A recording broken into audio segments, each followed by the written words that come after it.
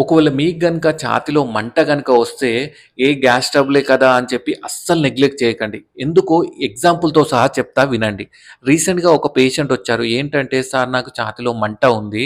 నిన్న ఏంటంటే నేను హెవీ ఫుడ్ తీసుకున్నాను నిన్న నైట్. దానివల్లనే ఛాతీలో మంట అనేది వస్తుంది. నాకు గ్యాస్ టాబ్లెట్ రాయండి" అని చెప్పారనమాట. అయితే మనమేం చేసాం, పేషెంట్‌కి ఈసీజీ అనేది తీపిచ్చాం. చూడండి ఈసీజీలో క్లియర్ కట్‌గా హార్ట్ అటాక్ అనేది ఉంది. మరి పేషెంట్‌కి వేరే లక్షణాలేమన్నా ఉన్నాయా? హార్ట్ అటాక్‌వి అంటే ఇవి ఎటువంటి లక్షణాలు లేవు. ఓన్లీ ఛాతీలో మంట అనేది ఉంది. అయితే ఈ హార్ట్ అటాక్‌లో గూడా ఛాతీలో మంట లెక్క గూడా రావచ్చు.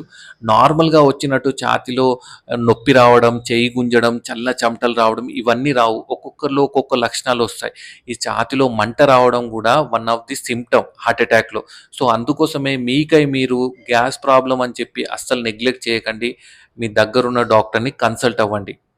ఇది తెలియని మీ ఫ్రెండ్స్ అండ్ ఫ్యామిలీకి కూడా ఈ వీడియో షేర్ చేయండి. అర్థమైంది గదా! Thank you.